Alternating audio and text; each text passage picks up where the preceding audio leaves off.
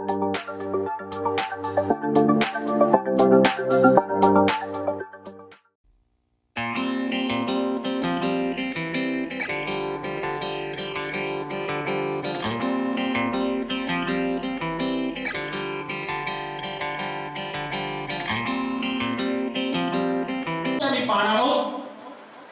एक परिवार, असं एक कुटुंब आहे आणि त्या कुटुंबामध्ये देवानं फार मोठा आनंदाचा प्रसंग निर्माण केला.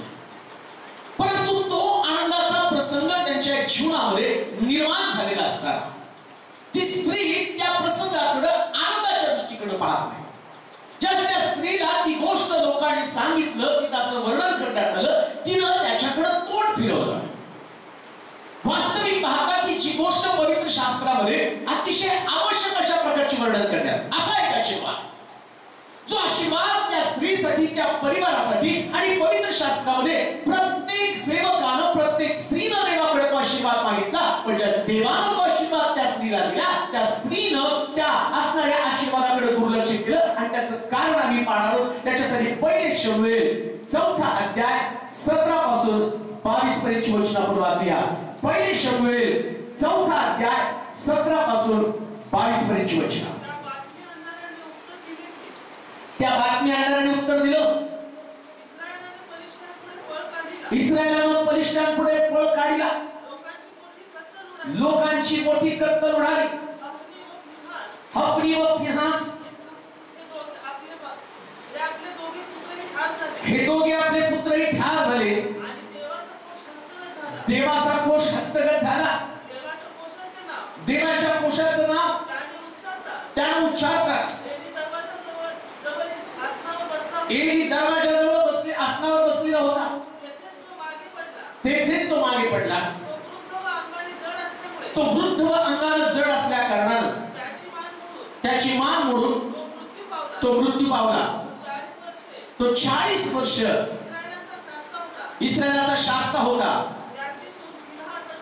त्याची सून फिनासाची बायको ही गरोदर असून तिचा प्रसूती काळ जवळ आला होता. देवाचा कोश नेला. आपला सासरा व नवरा हे मृत्यू पावले.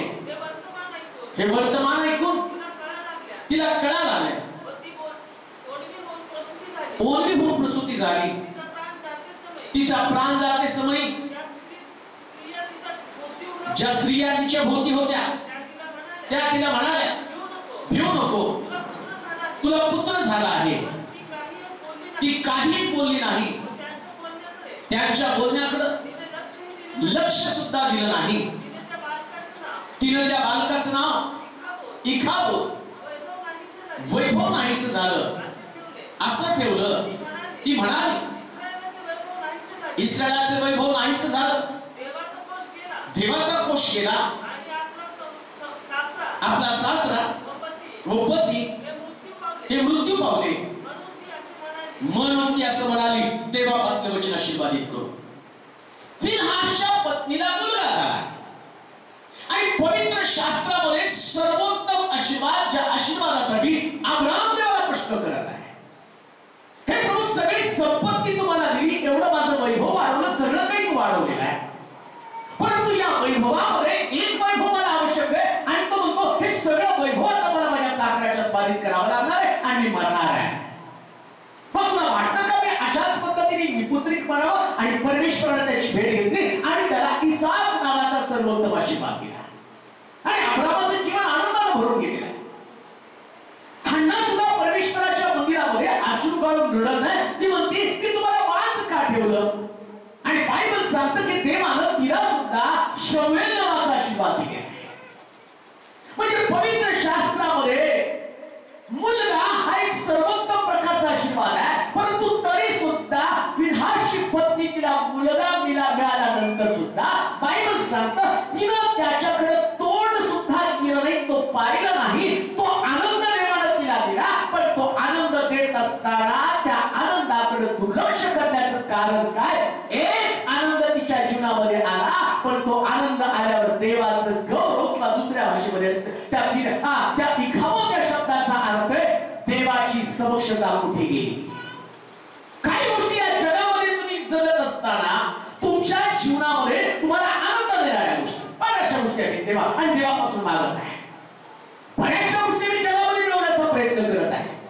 बऱ्याचशा गोष्टी मी देवाच्या मार्गामध्ये चालत असताना आणि त्या गोष्टी आम्हाला देवापासून तोडण्याचा प्रयत्न करतोय. जसं मी पाहतो एदेन बाग देवानं तयार केली, एदेन बाग देवाच्या स्वाधीन केली, परंतु त्या स्त्रीच्या बाबतीमध्ये आम्ही पाहतो की ज्या हवेला देवानं निर्माण केलं त्या हवेला ते फळ जे आहे ते आनंद देणारं फळ होतं. या फळाला तिला आनंद झाला. सैतान तिला म्हणतो की फळ दिसायला किती सुंदर आहे, शहाणपणासारखे इष्ट आहे, आणि तिने ते फळ पाहिलं आणि तिच्या मनाला आनंद झाला. तुम्ही आणि या जगामध्ये चालत असताना अशा कोणत्या गोष्टी की ज्याच्याद्वारे तुम्हाला आनंद मिळालेला आहे, परंतु त्या आनंदाला देवाची समक्षता तर निघून गेली नाही का? देवाचं गौरव, देवाचं तेज तुमच्यात निघून गेलं नाही का? आणि म्हणून इखाबोत हा आमच्या जीवनामधला एक अशा प्रकारचा प्रश्न आहे की काय तुमच्याकडे तो आनंद आहे की जो तुम्ही त्याच्यासाठी तुमचं आयुष्य तुम्ही खर्च केलं, परंतु त्या आनंदानं देवाची समक्षता, देवाचं सानिध्य, देवाचं तेज, देवाचं गौरव तुमच्यात निघून गेलं का? आणि जर देवाचं तेज, देवाचं गौरव, त्याची समक्षता निघून देणारा आनंद जर तुमच्याकडे नसेल तर त्या आनंदाकडे दुर्लक्ष करा. त्या स्त्रीनं आणि त्या विनाशाच्या पत्नीनं त्या इखाबोतकडे थोडं सुद्धा पाहिलं नाही का? कारण ती म्हणते हे मिळालं पण माझ्यातला आनंद निघून गेलेला आहे. म्हणून मोशे सुद्धा म्हणतो पापाचं क्षणिक सुख भोगण्यापेक्षा देवाच्या लोकांबरोबर दुःख भोगलं बरं. कधी पाप, काही अशा गोष्टी असतात की ज्याच्यानं आमचं मन आनंदून जातं. पण लक्षात ठेवा, ज्या गोष्टी तुम्हाला आनंद देतील त्या गोष्टी देवाला दुःख देणाऱ्या पण असतील. परमेश्वराचं वचन सांगतं की ज्यावेळेस इस्रायल लोक युद्धभूमीवर लढत होते आणि त्या एलीचे दोन्ही पण पुत्र मरण पावले आणि एलीच्या पुत्राच्या मृत्यूची वार्ता एलीने ऐकली आणि तो सुद्धा खुर्चीवरती बसला होता. अंगावर जाड असल्या कारणानं त्याची मान मोडली आणि त्या ठिकाणामध्ये तो मरून पडलेला आहे. आणि ही बातमी त्या स्त्रीनं ऐकली आणि ती ऐकल्याबरोबर तिला प्रसूती वेदना झाल्या आणि तिच्यामध्ये इखाबोत नावाचं आणि एक लेकरू, एक अपत्य जन्माला आलं, परंतु या अपत्यानं तिला आनंद दिला नाही. असं कोणतं अपत्य तुमच्या जीवनामध्ये आहे जे तुम्हाला प्रिय आहे पण ज्याच्याकडे देवाची समक्षता निघून गेली? कोणतं अपत्य? अशी कोणती गोष्ट, अशी कोणती घटना आहे? आपल्या जीवनाला चाचपून पाहणं गरजेचं आहे. पुष्कळदा देवाची कृपा, देवाच्या आत्म्याचा अभिषेक, देवाच्या आत्म्याचं सामर्थ्य, देवाचं विशेष प्रकारचं गौरव देवाला तुमच्या घरासाठी, तुमच्या व्यक्तिगत जीवनासाठी, तुमच्या आत्मिक जीवनासाठी दिलेलं असतं. कधी कधी देवाला वाटतं की त्याचं सामर्थ्य त्याच्यामध्ये होतं, माझ्यामध्ये ते सामर्थ्य असतं. पण ज्या दिवशी तुमच्यात ते सामर्थ्य असतं, ज्या दिवशी तुमच्यामध्ये ते गौरव असतं, लक्षात ठेवा, ज्या लोकांना पवित्र आत्मा चालवतो, पवित्र आत्मा मिळवलेला व्यक्ती हा साधा व्यक्ती नसतो. देवाला खास प्रकारची कृपा त्याला पुरवली असते. एक तरुण त्या पालकाच्या पालकाचं ऑर्डिनेशन झालं, एक तरुण माझ्याकडे आला आणि म्हणला, पास्टर 11 तारखेला मला पवित्र आत्मा मिळाला, आता मी काय करावं? मी त्याला सांगितलं, पवित्र आत्मा मिळाला तो तुला अन्य भाषा बोलण्यासाठी नाही, हे गौरव आहे देवाचं. येशू ख्रिस्त 12 शिष्यांमध्ये प्रभू येशू ख्रिस्त आणि वेगळा झाला आणि तो ज्यावेळेस पाण्याखाली गेला आणि पाण्यावर आल्यावर पवित्र आत्मा त्याच्यावरती उतरून आला आणि मग येशू सांगतो, पवित्र आत्म्याचं गौरव माझ्यावर येण्याचा उद्देश काय? देवाचा आत्मा मजवरती आला विनाश घोटमान सांगण्यासाठी, ठरून दिलेल्याची सुटका करण्यासाठी, आणि तो या देवाचा आत्मा येण्याचं कारण ठरून दिलेल्याची सुटका करणं. आणि त्याला सांगितलं, आता गप्प बसू नको, आता जाऊन शुभवर्तमान सांग. आणि शुभवर्तमान सांगितल्यावर देवाचं गौरव तुझ्यामध्ये टिकून राहणार आहे. आणि तो म्हटला, मी जाईल ज्या मंडळीत काम करतो आता तिथं जाऊन सेवा करायला सुरुवात कर, आत्मा जिंकायला सुरुवात कर. देवाच्या लोकांनो, आमच्यामध्ये देव त्याचं गौरव टाकत आहे, अभिषेक टाकत आहे. देवाची जाईल तो अभिषेक तुमच्यामध्ये राहा. शमशोन जन्माला आल्यावर त्याची केस खूप सुंदर होते, जबरदस्त प्रकारचे त्याचे केस होते, ते त्याचं गौरव होतं, त्याचं वैभव होतं प्रिया. परंतु ज्या वेळेस हा शमशोन वाढत असताना जन्माच्या त्याच्या आई वडिलांना देवानं सांगितलं होतं, हे गौरव निघून जाऊ दे नको, हे केस निघून जाऊ दे नको. तुमच्यामध्ये आणि माझ्यामध्ये सुद्धा देवानं अशी कोणती तरी गौरवी गोष्ट ठेवलेली. काही लोकांना प्रार्थना ठेवलेली आहे, हा सुंदर प्रार्थना असते. तुमच्या प्रार्थना माहित नाही तुम्ही कसल्या शब्दानं प्रार्थना करता. प्रार्थनेला शब्द महत्वाचे नाही, प्रार्थनेला भावना आणि विश्वास महत्वाचे आहे. ते तुमच्या भावना आहेत, ते तुमचे शब्द आहेत. एखादा व्यक्ती जास्त अलंकारिक शब्दानं प्रार्थना करत असेल म्हणून देव त्याची प्रार्थना ऐकतो असं पण नाहीये. एखाद्या व्यक्तीला प्रार्थना करण्यासाठी शब्द नसतील, पण तो शब्दानं ज्या प्रकारच्या भावना देवाजवळ व्यक्त करतो ते शब्द हे त्याचं गौरव आहे आणि त्या भावना त्याचं गौरव आहे. आणि कधी देवाला खास प्रकारची कृपा त्या लोकांना दिली जाते. मी कदाचित लोकांना सुवार्ता सांगितली तर माझ्या सुवार्तेनं एखाद्या व्यक्तीचं परिवर्तन होईल, पण काही लोकांना देवाला अशी कृपा दिली असती, असा विषय त्यांच्यामध्ये असतो, त्याला बोलता येत नाही, परंतु ज्या भावना ते प्रगट करतात आणि त्या भावनेच्या द्वारे लोक परमेश्वराच्या मंदिरात येतात. परंतु ते तुमचं गौरव, तुमच्या प्रार्थना हे दिखावं आणि दिखावं म्हणजे देवाचं गौरव निघून गेलं. त्या तुमच्या प्रार्थना बंद झालेल्या आहेत का? ते पवित्र आत्म्याचं कृपादान तुमच्यात निघून गेलं का? कधी कधी तुमचं चर्च मध्ये येणं तितकं महत्वाचं असतं. चर्च मध्ये जसं कांबळे आज नाही येते का, त्या असल्या तर एक वेगळीच गोष्ट वाटते का? ते आल्यावर इतक्या काही वेगळ्या साक्षी सांगतात की त्या साक्षी लोकांमध्ये एक अद्भुत प्रकारचं काम करतात. साक्ष असतील काही लोकांच्या जीवनामध्ये. तसं परमेश्वराचं गौरव तुमच्याकडे देवानं पाठवलेलं आहे. प्रत्येक व्यक्तीला देवानं गौरव दिलेला आहे. आणि कधी कधी हे गौरव का निघून गेलं याचा विचार करणं गरजेचं आहे. का मला पूर्वीसारखी प्रार्थना करू वाटत नाही? का मला डोळ्यात पूर्वीसारखी आचू येत नाही? का मला लोकांसमोर पूर्वीसारखा कळवळा येत नाही? का लोक पाहिल्यावरती मला वाटत नाही की आता त्याच्यासाठी रद्दबंदी करावी? का तो तुमचा विश्वास कमजोर झालेला आहे? का लिखावत म्हणजे परमेश्वराचं गौरव तुमच्यात निघून गेलं? असं कोणतं कारण आहे? तिला त्या मुलाकडे दुर्लक्ष केलं आणि तिला ती याचं नाव लिखावत ठेवून टाका. कारण त्याच्या जन्माच्या द्वारे माझा पती, माझा सासरा मरण पावलेला आहे. होय देवाच्या लोकांनो, काही गोष्टी तुम्ही विवल, पण देवाची समक्षता तुमच्यामध्ये आहे का? प्रभूचा अभिषेक, प्रभूचा आनंद तुमच्यावरती आहे का? प्रभूची समक्षता तुम्हाला चालवत आहे का? प्रभूचा तो आनंद तुमच्यामध्ये आहे का? ज्या आनंदाच्या द्वारे प्रभूने तुमच्या आत्मिक जीवनाची जडणघडण केली, ज्या गोष्टीसाठी प्रभूने तुम्हाला बोलावलं, ज्या गोष्टीसाठी प्रभूने तुम्हाला हाक मारली, हे देवाचं गौरव आमच्यातनं निघून गेलं का याची चाचपणी करणं गरजेचं आहे. ती म्हणते इखाबोल म्हणजे परमेश्वराचं गौरव निघून गेलेलं आहे. शमशोन इतका ताकदवान आहे. लक्षात ठेवा, एखाद्या व्यक्तीला देव गौरव देतो ना, ते गौरव देताना सैतान काय ते गौरव त्याच्यामध्ये टिकून राहू देईल असं नाहीये. नाही होणार तसं. जेवढे लोक या पवित्र शास्त्रामध्ये होऊन गेलेत ना, देवाने त्यांना गौरवी लोक बनवले.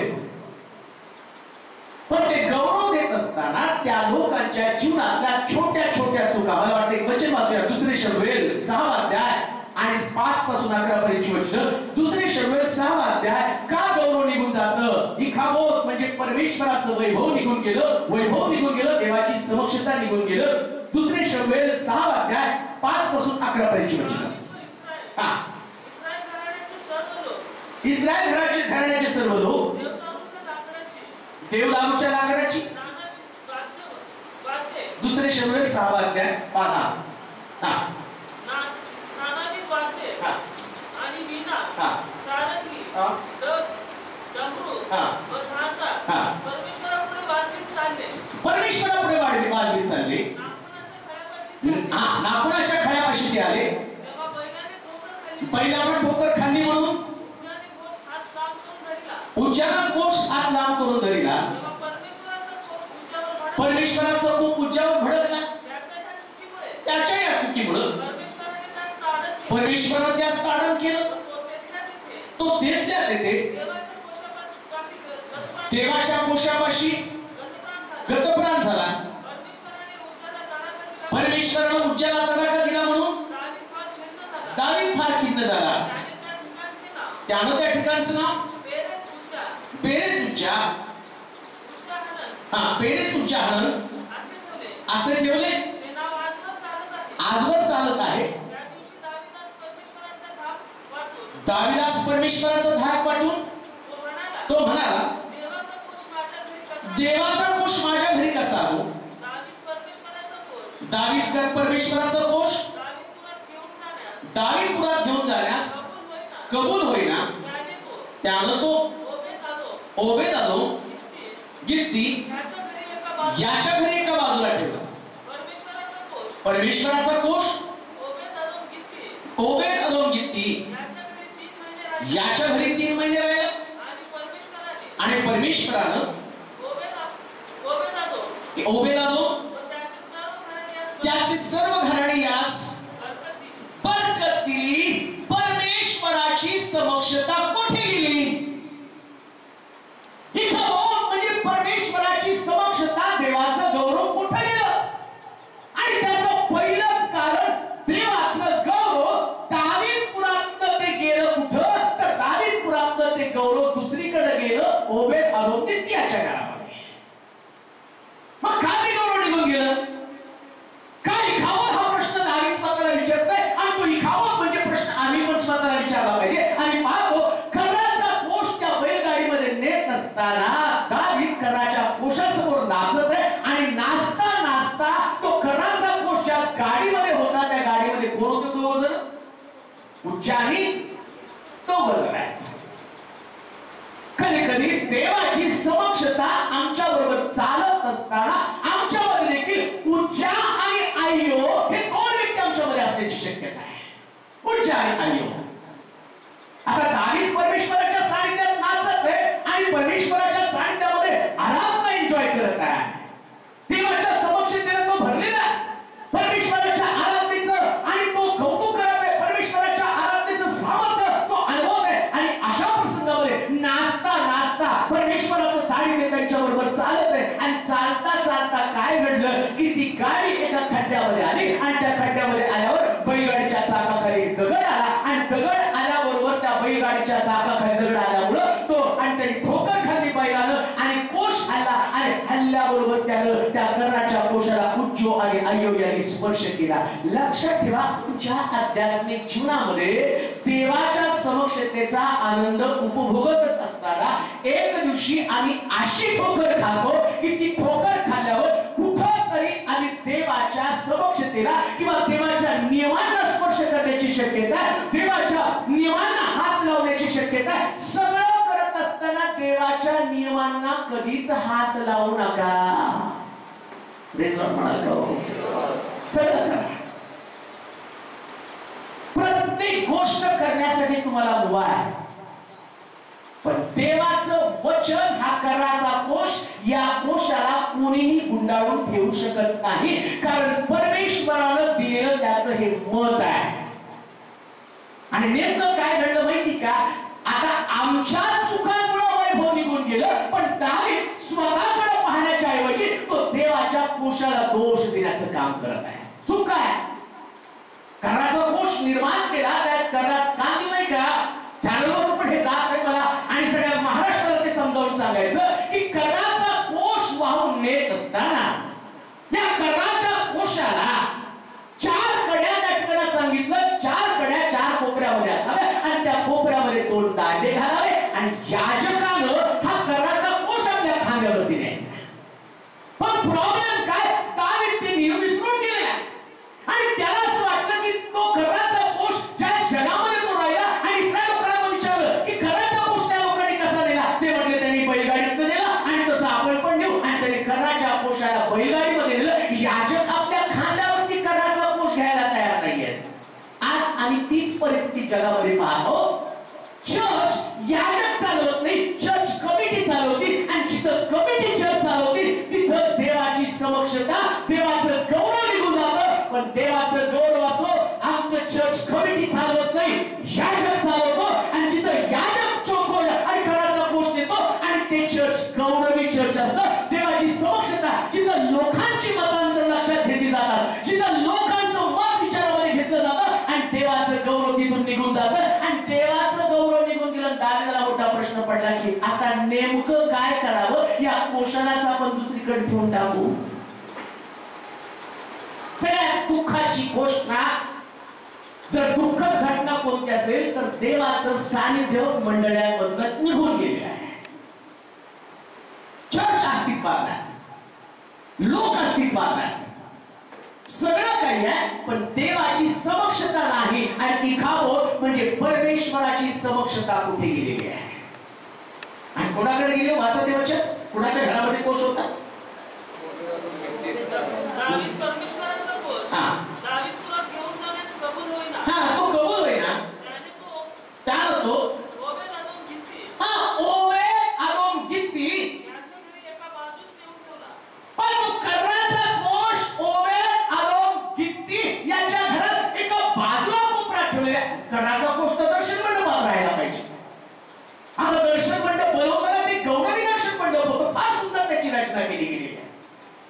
आणि एवढं गौरवी दर्शन मंडप असताना आता पवित्र शास्त्र सांगतं त्या ओबेद अदोम गित्तीच्या घराच्या एका कोपऱ्यामध्ये कर्णाचा कोष राहिला आणि कर्णाचा कोष तिथे राहत असताना त्याला सुद्धा काही वाटलं नाही. कदाचित मंदिर खूप सुंदर असेल पण त्याच्यामध्ये देवाची समक्षता नसेल तर लक्षात ठेवा त्या मंदिराला कुठला अर्थ राहणार नाही. आमच्या चुकांमुळे आमच्यातल्या चुकीच्या गोष्टीमुळे देवाचं सानिध्य आमच्यातनं निघून जातं. म्हणून लक्षात ठेवा एक चर्च एक मंडळी या नात्यानं मंडळीनं देवाच्या नियमांना कधीच हात लावता कामा नये. चर्चने परमेश्वराच्या नियमांची कधी छेडछाड करू नये. जे चर्चची मंडळी परमेश्वराचे नियम पालन करू शकत नाही आणि तेव्हा त्याच्यातनं देवाचं सानिध्य निघून जातं. आज ही खबर म्हणजे तोच प्रश्न प्रत्येक मंडळी विचारला पाहिजे. देवाचं सानिध्य कुठे गेलेलं आहे? परमेश्वराची समक्षता कुठे गेलेली आहे? ज्या मंडळीमध्ये बायबल सांगतं मंडळी आणि म्हणून की मी या मंडळीच्या पायाखाली सैतानाला देईल. आता आणि लीडिंग करताना सिस्टरने सांगितलं की परमेश्वर शेवटच्या मंडळीचं गौरव पहिल्या मंडळीपेक्षा अधिक करणार आहे. आणि जर त्या मंडळीमध्ये चिन्ह चमत्कार घडत होते, त्या मंडळीमध्ये लंगडे चालत होते, त्या मंडळीमध्ये आंधळे पाहत होते, त्या मंडळीमध्ये आणि वाळी हाताचा माणूस बरा होत होता, त्या मंडळीमध्ये कुबडी स्त्री बरी होत होती. मग आता ते गौरव, आता ते सानिध्य, आता तो चमत्कार, आता ते प्रभूचा तेज ज्या मंडळीमध्ये ज्या चर्चमध्ये प्रभूचा तेज उतरत असला या सेवा चाकरी करू शकत नव्हते. तो अभिषेक ते सामर्थ्य इथं म्हणजे देवाचं सानिध्य कुठे गेलं? देवाची समक्षता कुठे गेलं? देवाच्या लोकांनो परमेश्वराची तीच समक्षता माझ्यामध्ये आहे का? देवाचं सानिध्य कुठे गेलं हा प्रश्न विचारला पाहिजे. कुठे गेलं? अशी कोणती चूक आहे? असं कोणतं माझ्या हातात चूक घडली की देवाची समक्षता मला जाणवत नाही? तो कोरडेपणा मला जाणवत. लक्षात ठेवा जर स्वतःच्या जीवनाची चाचपणी केली तर कळतं आत्मपरीक्षण केल्यावर मला पूर्वीसारखं भरलेलं वाटत नाही. का भरलेलं वाटत नाही? पूर्वीसारखं माझं देवावरती प्रेम नाही. पूर्वीसारखी मला आराधना जमत नाही. पूर्वीसारखा माझा विश्वास नाहीये. पूर्वीसारखी देवाविषयीची भूक आणि तहान मला नाहीये. पूर्वी देवाविषयीची जी आगतिकता होती ती आता आगतिकता माझ्यामध्ये नाहीये. ज्या प्रकारे पूर्वी मी देवाच्या वचनात चालत होतो ते आता चालणं मला जमत नाही. का? देवाची समक्षता निघून गेली. अशी कोणती चूक केलेली आहे? कोणती मिस्टेक? ज्या आपण चुका करतो त्या देव आमच्या बरोबर चालू शकत नाही. लक्षात ठेवा चुका आणि देवाची समक्षता दोघं एकत्र कधीच राहू शकणार नाही. आम्हाला आत्मपरीक्षण करून आमच्या चुका टाकून द्यायला पाहिजे. या लोकांनी चुका केल्या, दाविदाने चूक केली आणि तो म्हटला कर्णाचा कोष आमच्या दावीदपुरामध्ये नको आणि त्याने दावीदपुरामध्ये कर्णाचा कोष आणायचं टाळलं. देवाची समक्षता ओबेद अदोम गित्ती याच्या घरामध्ये गेली. आणि काय घडलं? त्याच्या घरामध्ये कर्णाचा कोष असल्या कारणानं समक्षता असल्या कारणानं परमेश्वराचा कोष ओबेद अदोम गित्ती याच्या घरी 3 महिने राहिला. 3 महिने राहिला आणि परमेश्वरानं ओबेद अदोम व त्याचं सर्व घरानं त्यास बरकत दिली. काय केलं? समक्षता असेल तर मग इथं तुम्ही कितीही प्रार्थना करून घेतल्या बरकत येणार नाही. जर खरी बरकत तुमच्या घरात तुमच्या परिवारामध्ये मंडळीमध्ये यायला पाहिजे तर त्याच्यासाठी ओबेद अदोम गित्तीच्या घराच्या कोपऱ्यात जशी त्याला जागा दिली तसे जीवनातल्या महत्वाच्या क्षेत्रामध्ये प्रभूला जागा दिली पाहिजे. सगळ्यात महत्वाचं क्षेत्र तर प्रभूचं सानिध्य टिकून राहायला पाहिजे तर त्याच्यासाठी आणि देवाची समक्षता टिकून राहण्यासाठी प्रयत्न केला पाहिजे. चुकांना तुमच्या अंतःकरणात थारा देऊ नका. देवाच्या सानिध्याला थारा द्या. कधी चुक्या आणि चुकीचे निर्णय घेऊ नका. चुकीच्या गोष्टी करू नका.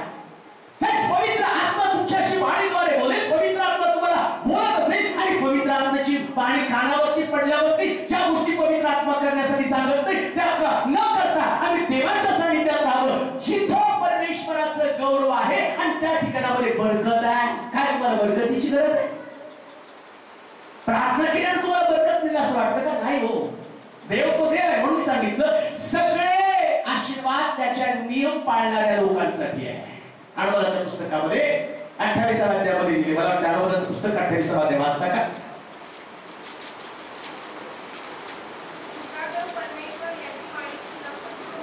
तुझा देव परमेश्वर याची वाणी तू लक्षपूर्वक ऐकलीस. सर्व आज्ञा आज मी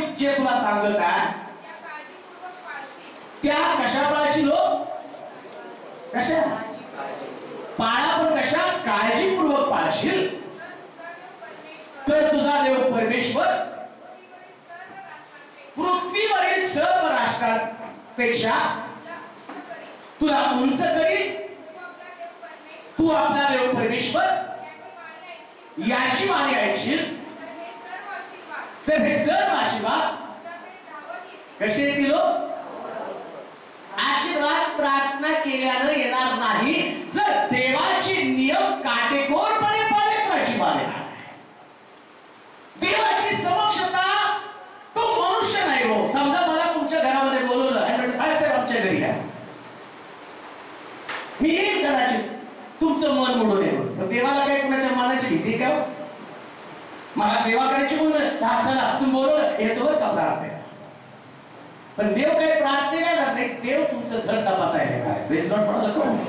तो येतो तपासतो कोपऱ्यामध्ये, सगळं आहे पण देवाची समक्षता कुठे आहे?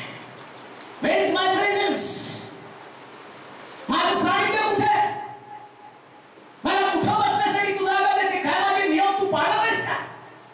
परमेश्वराचे नियम पाळणारा व्यक्ती आशीर्वाद त्याच्याकडे येणार आहे. ओबेद अदोम गित्तीच्या घरामध्ये देवाची समक्षता, देवाचं साहित्य होतं आणि म्हणून परमेश्वराने त्याच्या घराला बरकत दिली. आज तो प्रश्न विचारायचा, देवाचं साहित्य कुठं गेलं? कुठे आहे देवाची समक्षता? कोणत्या सुखांवर देवाची समक्षता निघून गेलेली आहे? कोणता नियम पाळण्याचं मी विसरलेलो आहे? मला वाटत होतं मला, आणि पूर्वी देव सांगत ते गोष्ट करायला तयार असतो. कारण झालं नाही का, सगळी पाप एकदम सटासट टाकून देतो, त्या दिवशी प्रभूची ओळख पडते. एका गावात मागे दुसऱ्या गावात पुढं कर, सहन कर, सगळ्या गोष्टी सहन करतो, सगळं काही. कालांतरानं थोडे दिवस निघून गेल्यानंतर आमचं आध्यात्मिक जीवन वृक्ष बनायला लागतं. देवाच्या वचनाची भीती आमच्यातनं कमी कमी होऊ लागते. आणि देवाच्या वचनाची भीती कमी होण्याचं कारण काय? आणि कित्येक वेळा जगामध्ये चालत असताना तेच लोक पाहिले असतात, त्याच लोकांची तसलीच पालक पाहिले असते. सगळ्या गोष्टी आहेत तशाच आहे. बायबलमध्ये सांगतं या पृथ्वी तलावर नवीन काही नाही, जुनं ते सर्व होऊन गेलं आणि पुन्हा जुनं नवीन म्हणून येते. तीच पाप त्याच गोष्टी आहेत, परंतु ज्यास आम्ही चुका करतो आणि चुका करताना मी म्हणतो नाही ते चुकले म्हणून मी चुकतो. आणि या प्रकारे आध्यात्मिक जीवन एक चूक करत नसताना हळूहळू चुकांच्या पायऱ्या ओलांडत जातं आणि त्यानंतर आपोआप देवाची समक्षता निघून जाते. आणि मग आम्हाला म्हणावं इखाबोध निघून गेल्या देवाची समक्षता. जो व्यक्ती पहिल्या चुकाला प्रतिबंध करतो, दुसरी चूक त्याच्याकडे कधीच येत नाही. एक मुलगा आपल्या बापाकडे आला आणि तो म्हणतो, बाबा माझ्याकडून खूप चुका घडतात, त्याला भयंकर राग यायचा, भयंकर त्याला आणि त्रास व्हायचा त्या रागाचा. त्याचा बाप म्हटलं एक काम कर, तू काय कर, ज्या वेळेस तू चुकतो ना, एक झाड आहे त्या झाडावरती जाऊन खेळावा. आणि मग तो मुलगा दिवसभर फिरायचा आणि चुकल्यावर यायचा आणि त्या झाडावरती खेळा मारायचा. बघतो तर काय, एक दिवसामध्ये झाड पुष्कळ ठिकाणामध्ये खेळा मारून भरलेलं आहे. आणि मग संध्याकाळी तो मुलगा जातो आणि त्याच्या बापाला जातो आणि म्हणतो, बाबा एवढ्या चुका घडल्या. बघ म्हटलं तू एवढ्या एका दिवसात एवढ्या चुका करतो की ते झाड सगळं खेळाने भरलेलं आहे. तो म्हटलं आता मी काय करू?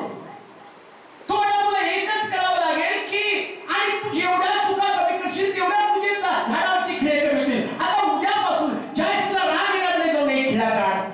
आणि मग तो मुलगा गेला आणि दिवसभर त्याला राग येण्याचा प्रयत्न केला आणि तो राग येणार, त्याच्या रागावरती तो विजय मिळवायला लागला. एकदा रागावरती विजय मिळवला, खेळा काढून आणला. दुसऱ्यांदा रागावरती विजय मिळवला, खेळा काढून आणला. आणि बघता बघता दिवसा मागून दिवस गेले आणि झाडातले सगळे खेळ निघून गेले. आणि आता तो बापासमोर जाऊन म्हणतो,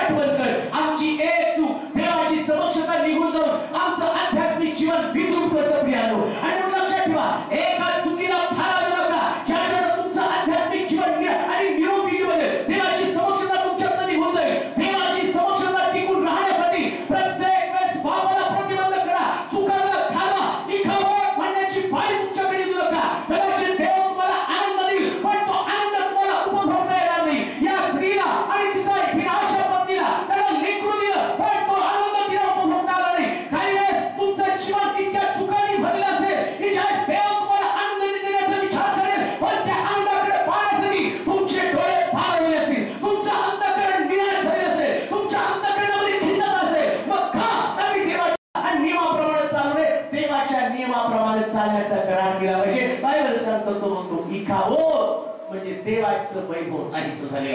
दुसरी गोष्ट पाहूया, काय नेमकं कशामुळं त्या ठिकाणामध्ये देवाची समक्षता आमच्यात निघून जाते.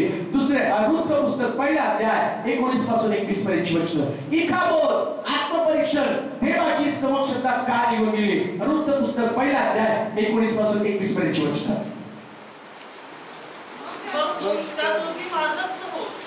मग त्या दोघी मार्गस्थ होऊन बेथलेमास पोचल्या. बेथलेमात जाऊन पोचल्या. तेव्हा त्यास पाहून सर्व नगर गलबलून गेलं. तेथील बाया म्हणू लागल्या, ही नामीच काय. ती त्यास म्हणाली, मला नामी नामी मनोरमा म्हणू नका, मारा क्लेशमय म्हणा, कारण सर्व समर्थानं मला फार क्लेश दिला आहे. मी भरलेली गेले आणि परमेश्वरानं मला कोणी आणलं रिकाम आणि भरलं कोणी. भरतो पण परमेश्वर, रिकामी पण कोण करतो. लक्षात ठेवा, देवाला तुम्हाला भरायला पण येतं आणि कधी कधी देव इतकं भरतो की फुग्याची हवा कमी एवढं भरतो. आणि मग त्याला कधी कधी वाटतं की हे सगळं मी मिळवलेलं आहे. मी आता नामी जोपर्यंत परमेश्वराबरोबर चालत होती, असं लिहिलं की ती राहत होती बेथेल यहूदामध्ये. आता बेथेल हे यहूदामध्ये राहत असताना नीट आहे का, इखाबोध म्हणजे देवाची समक्षता, परमेश्वराचं वैभव निघून जातं. जो कोणी परमेश्वराच्या घरात, त्याच्या मंदिरामध्ये, त्याच्या सानिध्यामध्ये राहतो, परमेश्वर त्याला भरतो. प्रेज लॉर्ड म्हणाल का जोरात? जोरात म्हणा प्रेज लॉर्ड. परमेश्वराच्या मंदिरात आहे तर भरणारा आम्ही म्हणाल का? भरणार. तुमचं घर भरणार, तुमचं रांगणच भरणार आहे, सगळं काही भरणार. पण जितकं तुमचं भरेल, भरत असताना त्या नामीचं घर भरायला लागलं, त्याची मुलं त्यांचं सगळं काही भरायला लागलं आणि भरल्याबरोबर त्यांचं लक्ष कुठे गेलं. मग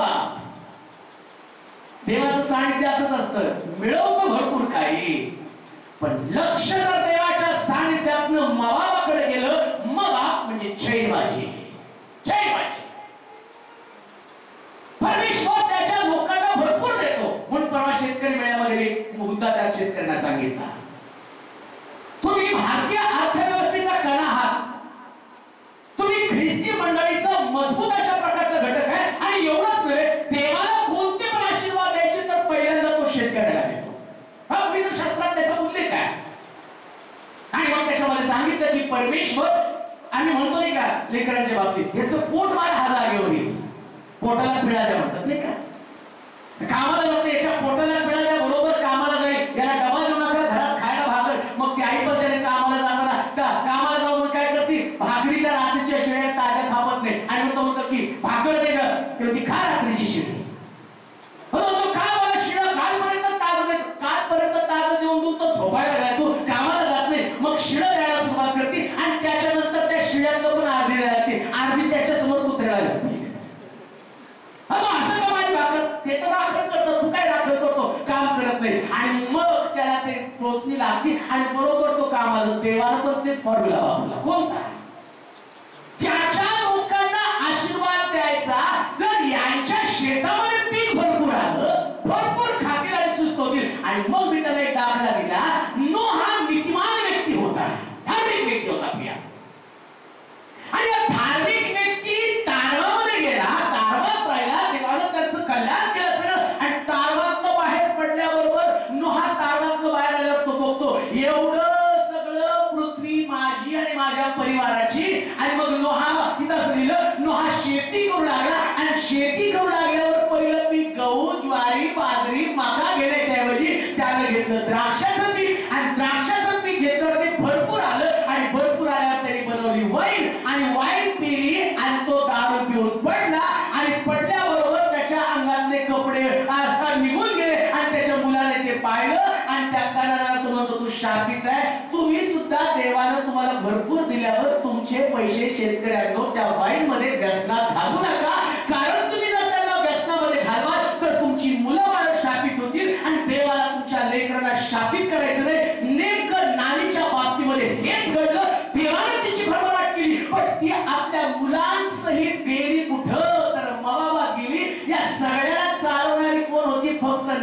असो, स्त्रीच्या हातात ताकद ठेवते. तुमचं घर प्राप्त नाही ठेवायचं, कमावा घेऊन जायचं. जरा जोरात कारण पवित्र शास्त्रामध्ये सांगितलं सद्गुणी स्त्री कोणाला प्राप्त होती तिचं मोल मोत्याहून अधिक आहे. ती आपलं कुटुंब गिरणीच्या मनामध्ये पांघरते. आपल्या कुटुंबाला तिला बर्फाचं भय कधी वाटत नाही. का? कारण स्त्रीमध्ये ताकद आहे. तिनं सगळ्या लोकांना घेऊन कुठे गेली? मवाबामध्ये. आणि मवाबात गेल्याबरोबर बरं बोलता बोलता मिशनशी बोलतो. त्याला गवतीने बघ का सेन्स घेऊ नका. विषय गोष्ट तुला माहिती का? ज्या दिवशी देवानं आदाम निर्माण केला, आदाम निर्माण केल्यावर त्या आदामाला एकटं वाटलं, मग त्याने त्याच्यासाठी हवा तयार केली. आणि हवा तयार केल्यावर तो म्हटलं आता दोघं जण मिळून बाग फिरा, सगळं काही खा. आणि मग बागेमध्ये सगळं काही खात असताना एक दिवशी ती निघाली. आदाम घरामध्ये एकटाच आराम करत पडला होता आणि ती स्त्री बागेमध्ये फिरता फिरता एका झाडाजवळ आली आणि त्या झाडाजवळ आल्यावर सैतानाने तिला गाठलं आणि म्हटलं फळ किती सुंदर आहे, खा बरं. जोक सांगतोय, सिरियसली घेऊ नका. मग ते फळ तिने खाल्लं आणि खाल्ल्याबरोबर तिला बरं वाटलं. पण बरं वाटल्यावर तिचे डोळे उघडले आणि ती काय म्हटली? आता मी नरकात जाणार. पण जाताना काय म्हटली? मी आदामाला पण घेऊन जाणार. मी तर जाईल पण त्याला सोडणार नाही. नामीनं नेमकं हेच केलं. सगळं देवानं तिला भरभराट दिली, पण एका चुकीनं तिने देवाचं साहित्य सोडलं आणि तिची साक्ष काय? इखाबोध म्हणजे परमेश्वराचं गौरव निघून गेला. तेव्हा इच्छा आहे की तुमच्या परिवाराची भरभराट करावी.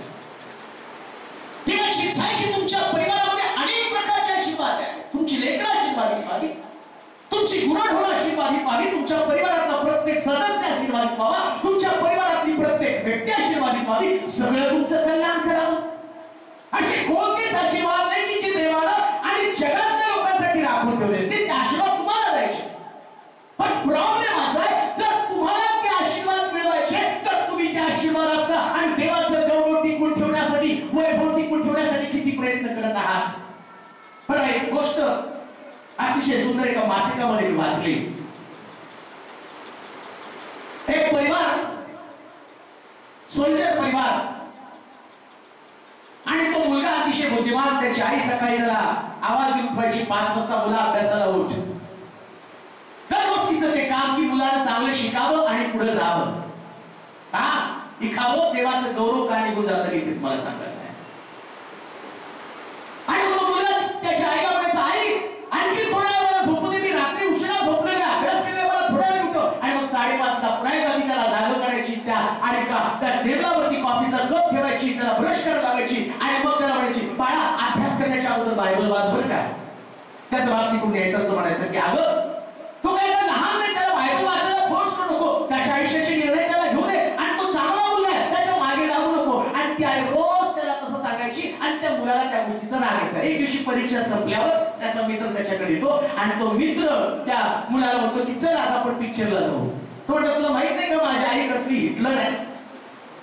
आणि घरामध्ये 7च्या नंतर गेल्यावर तिला खपत नाही. आमच्या घरातली सगळ्यात साडेसाती माहिती आहे. त्या बाईने माझ्या जीवनाची चैन काढून टाकलेली आहे. मला कुठे जाऊ देत नाही, येऊ देत नाही, चैन माझी करू देत नाही. माझी आई आणि किती भयानक आहे तुला माहित नाही का. आणि मग तो मुलगा त्या ठिकाणी निघून जातो, घरी येतो आणि घरी आल्यावर तिकडे त्याचा बाप एका त्याच्या आईजवळ काहीतरी कुजबुज करत असतो आणि तो मुलगा म्हणतो दोघांचे चेहरे असे निस्तेज आणि खिन्न का झाले. आणि त्या मुलाला मोठा प्रश्न पडतो आणि तेवढा बाप तिला सांगतो काळजी करू नको, देव तुला आरोग्य देईल, तुझा काही एवढा मोठा सिरियस प्रॉब्लेम नाहीये आणि तुला बरं वाटेल, तू धैर्य सोडू नको, खचून जाऊ नको. मुलाला मोठा प्रश्न पडतो, आई बाप दोघं पण कुजबुज करतात, मला का सांगत नाही, का मी तेवढ्या योग्यतेचा नाही का. आणि त्याचा बाप त्या आईला हॉस्पिटल घेऊन जातो आणि घेऊन गेल्यानंतर संध्याकाळी तो बाप घरी येतो आणि मुलगा त्या बापाच्या चेहऱ्यावरचं सगळं काही वाचतो आणि तो म्हणतो की बाबा असं काय घडलं, तुम्ही एवढे खिन्न कष्टी का. आणि मग तो बाप अतिशय निराश, हलक्या आवाजामध्ये, दबलेल्या आवाजामध्ये, अतिशय उदासपणे त्या मुलाला सांगतो, बाळा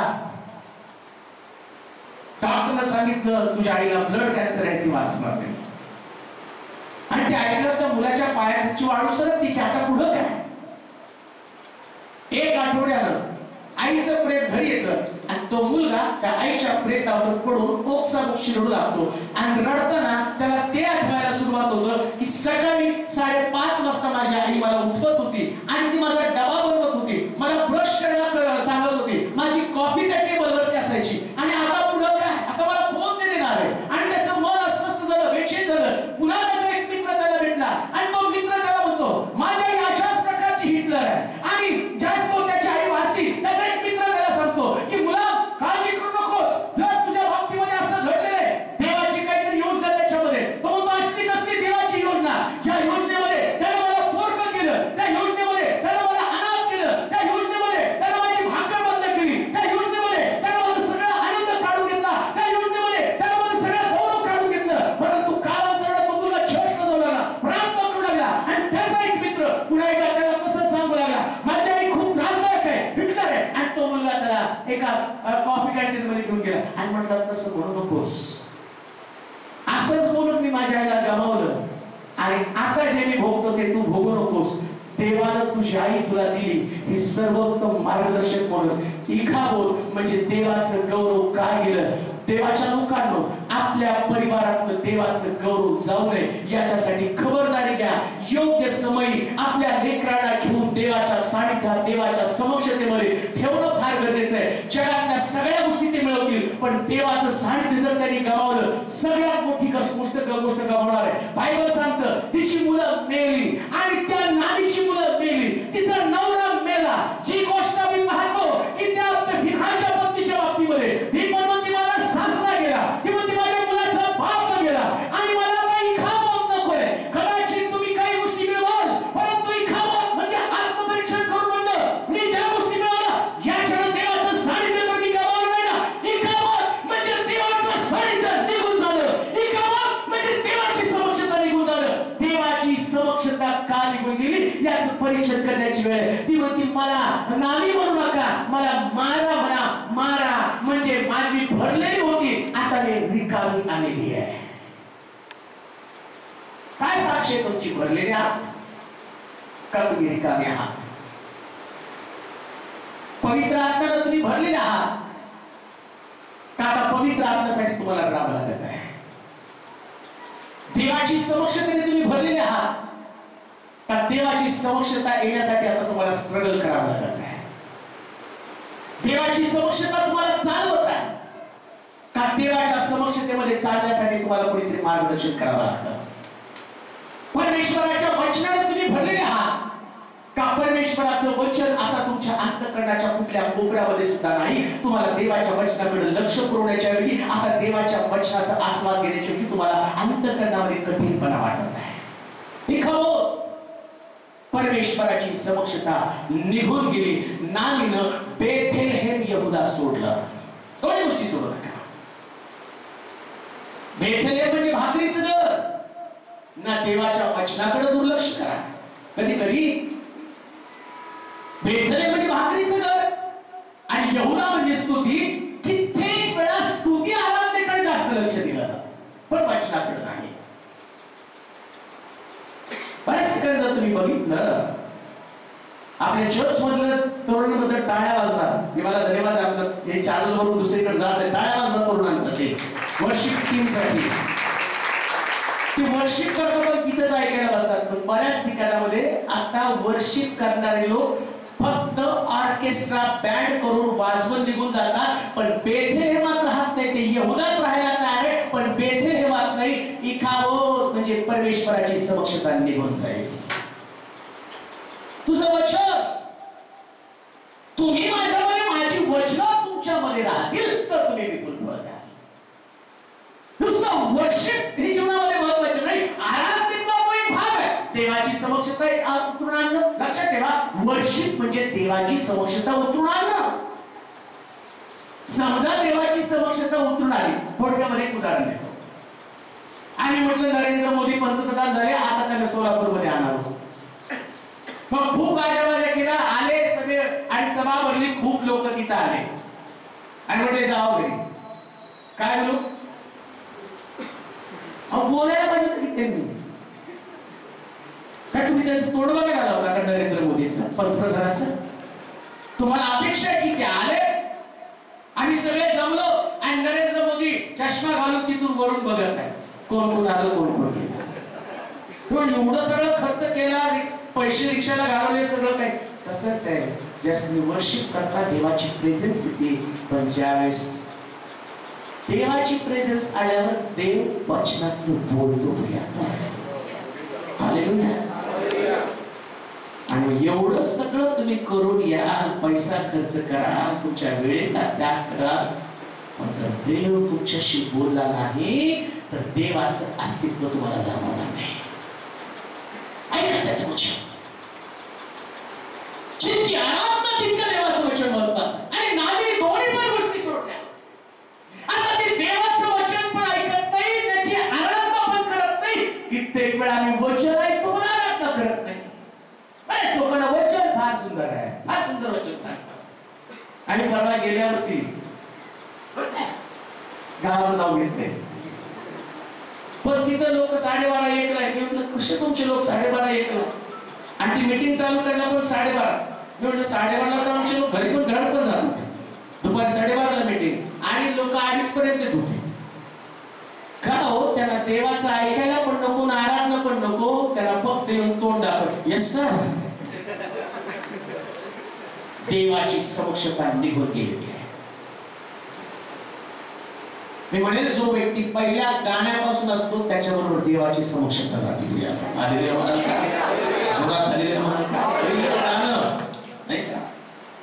तारणाच्या अगोदर थिएटर मध्ये ऍड वगैरे सुद्धा जात होतं नाही का पैसे देऊन ते ऍड पण नसतो इंटरेस्ट पण त्याला त्याच्या टायटल सुद्धा पाहतो. आणि इथं येताना आम्ही 10 विचार करतो कसं जायचं. आता थोडी वळवून गाडी संपली असतील निवांत जो देव उभं करतात म्हणून आहोत नाही हो त्याच्यानं देवाची समक्षता उत्पन्न येते. परमेश्वराची समक्षता कुठे निघून गेली आहे. नाणी म्हणून त्यांनी भरलेली होती आता रिकामी आली आहे. देवाची समक्षता निघून गेली तर तुम्ही रिकाम होणार. देवाची समक्षता देवाचं सानिध्य निघून गेलं तुमचा परिवार रिकाम होणार. देवाचं सानिध्य निघून गेलं तर तुमचा बँक बॅलन्स रिकामी होणार. आम्ही म्हणाल किती भरण्याचा प्रयत्न करा पण बँक बॅलन्स कुठे ना कुठे तरी खास लागणार होतो. तो देव होतो त्याला कसं काढायचं बरोबर कळतं. देवाची समक्षता देवाचं सानिध्य नाही तर आणि रिकाम होणार. नामी म्हणते भरलेली गेले आणि रिकामी आलेली आहे. रिकाम होऊ नका. काय झालं तर रिकाम व्हायचं नाही. मला भरायचं देवाच्या आज्ञेनं मला भरायचं देवाच्या वचनानं मला भरायचं आराधनेनं मला राहायचं यहूदामध्ये बेथलेहमामध्ये. त्या नामीला रिकाम करणारं गोष्ट कोणती असेल तिचं वैभव निघून गेलं तिचा पती गेला लेकरं गेले आणि रूथ तिच्या बरोबर राहिली. आता त्याच्या उलट गोष्ट मी तुम्हाला सांगत आहे. नामी बेथलेहम यहूदामधनं गेली मगामध्ये आणि ती रिकामी गेली. आणि नामीची सूर येताना कशी आली हो बेथलेहम मध्ये कशी आली रिकामी. नवरा पण गेला सासरा पण गेला जाऊ पण निघून गेली सगळे. आता राहिली कोण रूथ आणि नामी दोघी जणी आले आणि ती बेथलेहमामध्ये आल्यावर बायबल सांगतं तिला मिळाला बवाज. नामीचं वैभव गेलं पण रूथचं वैभव तिला पुन्हा मिळालं का कारण ती बेथलेहम यहूदामध्ये आली. कदाचित एखादी चूक तुम्हाला देवापासून तिला तोडलं असेल नाही प्रार्थना करू शकत. काही काळ तुमचा कसाच गेला असेल नामीसारखा गेला असेल ती साक्ष असेल तुमची. देवाची इच्छा की तुमची साक्ष बदलून जावी. देवाची इच्छा तुमचं सगळं काही बदलून जावं कारण देव आमचं बदलणार आहे. परवा पूर्व प्रार्थनेला गेल्यावर एक बाई त्या ठिकाणामध्ये त्या बाईने साक्ष सांगितली. सेलून घेण्यासाठी मुलं तिथं जात होते. ती बाई तिथं म्हणजे काय ख्रिस्ती धर्माचा प्रसार करायला येतात आणि हे लोक उभं जाऊन तिथं बसतात आणि ती बाई सांगायला जास्त तुम्ही बोलायचा ते मी लांब थांबायचे पण मला खूप त्रास व्हायचा. आणि ती पूर्ण विरोध करणारी बाई. तिला वाटतं ते धर्म प्रसार करतात पण आम्ही धर्म प्रसार करत नाही वचनाचा प्रसार करणारे लोक आहोत. आणि मग तिला अस्वस्थ केलं पवित्र आत्म्यानं आणि तिला तिथं आणून बसवलं आणि ती बसली. 2 मीटिंग सेल ग्रुपच्या मीटिंग मीटिंग तिने अटेंड केला बाई सांगते तुमच्या देवामध्ये इतकी ताकद आहे, मी जेव्हापासून इथे येऊन प्रार्थनेला बसले आता मला पूर्णपणे तुमच्या येशूने आरोग्य दिलं, मी विरोध करत होते पण आता मला कळलं की तुमचा देव जिवंत देव आहे का, कारण इकाबोत म्हणजे देवाचं गौरव निघून जातं, देवाचं काय पुन्हा देवाचं गौरव आमच्याकडे, देवाचं गौरव येऊ द्या तुमच्याकडे, परमेश्वराचं सानिध्य तुमच्यामध्ये उतरून येऊ द्या, जे तुमचं आरोग्य गेलं ते आरोग्य तुम्हाला परत मिळेल, की तुमची नोकरी गेली ती नोकरी तुम्हाला परत मिळेल. आता त्या मुलीने साक्षी सांगितलं नवरा गेला सोडायला आणि तो नवरा म्हटला मी घेऊन जाणार नाही, पण ती म्हटली आमच्या देवाकडे प्रार्थना केल्यावर आमचा देव देईल, आणि तिचा नवरा तिला घेऊन गेला का हो, कारण प्रभूकडे वळल्याबरोबर आमचा देव हा निपक्षपाती देव आहे आणि तो प्रेम करणारा समेट करणारा, देवाला पण काहीतरी तुम्हाला द्यायचं असतं. एक अभ्यास मी करत आहे हा सुद्धा मला त्याच्यात इतका इंटरेस्ट निर्माण झाला आहे, आणि ते अभ्यास करत असताना तो कधी कधी देव आमच्याशी बोलत असताना देव आम्हाला हाक मारतो, अरे लोक त्याची हाक काय करते, पण परमेश्वर म्हणजे उगाच कुणाला बोलवत नाही, तो देव आहे का. सांग मी जर कुणाला आवाज दिला असलेल्या याच्यामध्ये तुम्ही इकडे अपेक्षा काहीतरी काम मला सांगणार नाही का, म्हणजे बोलावं व्यक्तीचं बोलावं तर अपेक्षा काहीतरी घडणार, तसं देव पण पुष्कळ लोकांना बोलवत असतो. ये तसं अब्रामाला आणि अब्रामाला हाक मारल्यावर अब्राम निघाला, आणि समजा अब्रामानं देवाची वाणी दुर्लक्ष केली असती तर जो 12व्या अध्यायात त्याला हाक मारली 13व्या अध्यायात ती समृद्धी त्याला कधी मिळाली नसती. देव बोलवत असताना जो देवाबरोबर चालतो त्याला भरपूर आशीर्वाद मिळतात, म्हणून देवाच्या वाणीकडे काय ठेवावी. म्हणून शमूएलला देवाला हाक मारली, एली म्हणतो देवानं तुला उगाच हाक मारले नाही शमूएला, परमेश्वर तुझ्याशी काय बोलतो देव तुम्हाला सांग, कारण परमेश्वराची वाणी तुझ्याकडे आलेली आहे. इकाबोत म्हणजे परमेश्वराचं सानिध्य, परमेश्वराचं सानिध्य निघून गेलं, देवाचं वैभव निघून गेलं, का देवाचं बोलणं निघून गेलेलं आहे, का देव तुमच्याशी बोलणं त्याला बंद करून टाकलेलं आहे. एक काळ देव तुमच्याशी बोलत होता, एक काळ परमेश्वर तुमची हालचाल विचारत होता, एक काळ परमेश्वर तुमच्यावरती प्रेम करत होता, परमेश्वर त्याच्या हाताला धरून तुमच्या हाताला पुढे घेऊन जात होता. आता परमेश्वर तुमच्याशी बोलत आहे का. इकाबोत म्हणजे देवाचं सानिध्य निघून झालं, परमेश्वराचं सानिध्य का निघून गेलेलं त्याची चाचपणी करा.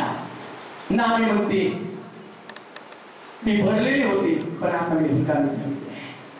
रिकाम होऊ नका, कोणत्याही परिस्थितीमध्ये रिकाम होऊ नका, कोणत्याही परिस्थितीमध्ये तुमचे आशीर्वाद तुम्ही घालू नका. लक्षात ठेवा, ज्यावेळेस तुमचे आशीर्वाद सुरुवातीला देव तुम्हाला देतो ना, ते आशीर्वाद झटकन देतो, कांदो नाही का.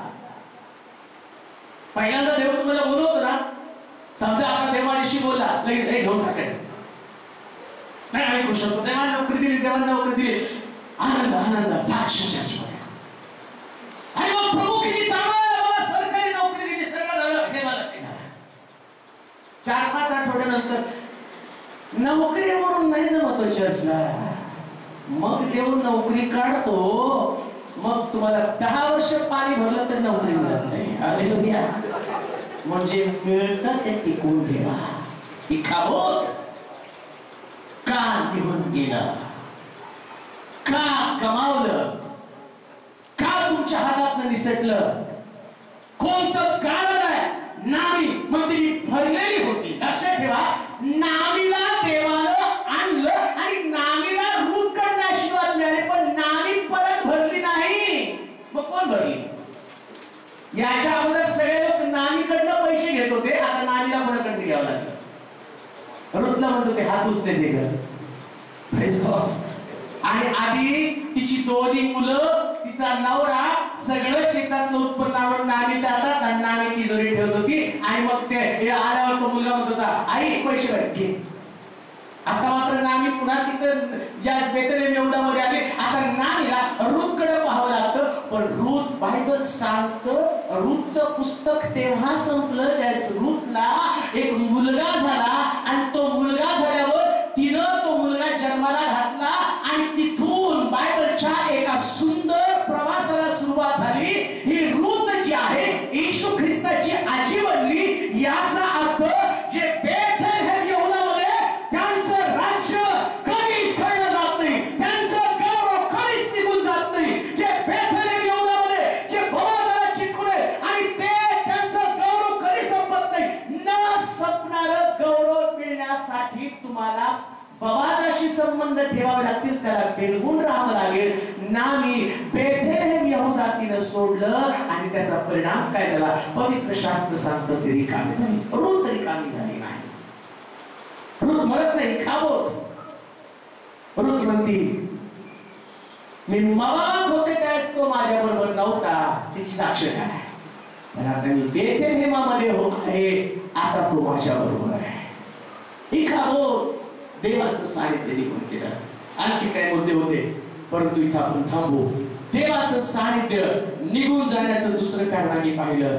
कारण आम्ही मवाब ठरलेला आणि बेथलेहेम यहूदा सोडलेले. प्रभू गुरामा प्रत्येकाला योग्य देवाच्या आत्म्याचं मार्गदर्शन मिळण्यासाठी आपण देवाच्या सानिध्यात उभं राहूया. आपले डोळे बंद करू, आपली मस्तक आपण झोपूया, आपल्या मान आपण लावूया आणि पुन्हा एकदा देवाची बाणी आमच्या कानावरती पडावी. परमेश्वराच्या सानिध्यात आम्ही पुढे जावं, या प्रकारची प्रार्थना आपण देवाजवळ करूया.